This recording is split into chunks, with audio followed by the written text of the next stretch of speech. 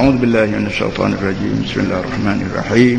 الحمد لله رب العالمين، والصلاة والسلام على أشرف المرسلين سيدنا ومولانا محمد وعلى آله وصحبه أجمعين. اللهم ربنا ظلمنا أنفسنا, wahai Tuhan kami, anyanya kami mengaku anyanya kami diri sendiri.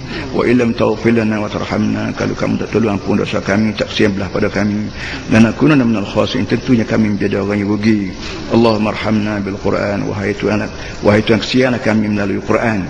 Waj'al lana imaman wa nuran hudan wa rahmah, jadilah Quran ini menjadi imam kami, menjadi cahaya kami, menjadi rahmat bagi kami. Allahumma alimna minhu ma jahilna, wahai Tuhan ajarlah kepada kami Quran ini sebanyak mana kami jahil. Wa dzakirna ma nasina, berilah kami ingat sebanyak mana kami lupa.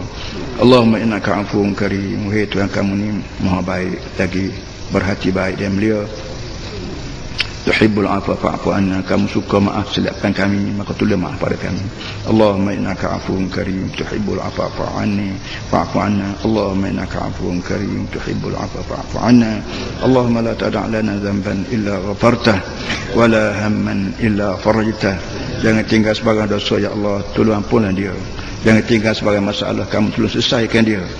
Wala maradan illa syafaitah, jangan tinggal sebagai penyakit kecuali kamu sembuhkan dia. Wala aduwan illa khadaltah, jangan tinggal sebagai musuh kecuali kamu hinakan dia. Wala aduwan illa damartah, jangan tinggal sebagai musuh kecuali kamu hancur leburkan dia.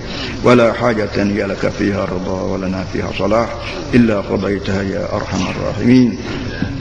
ربنا إنك جامع الناس ليوم لا ريب فيه فاجمع بيننا وبين نبيك محمد صلى الله عليه وسلم يوم لا ينفع مال ولا بنون إلا من أتى الله بقلب سليم. Ya Allah, kami tahu satu hari kami akan mati. Bila kami mati, kami tidak kenal Nabi Muhammad yang mana. Nabi Muhammad pun tak kenal kami siapa kami.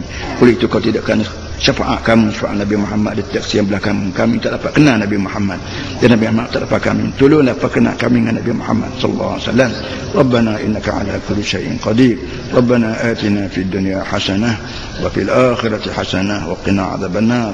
Ya Allah, berilah kabar di dunia ini bahagia, serta di akhirat juga bahagia, dan peliharalah kami pada azab neraka. Sallallahu ala Muhammad wa ala alihi wa sahbihi wasallam, walhamdulillah rabbil alamin.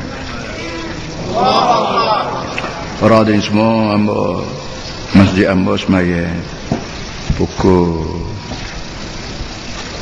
9 atau pukul 8:30 gitulah. Kalau gaya puasa ni kita semaya lewat sikit dan tak ada kerja.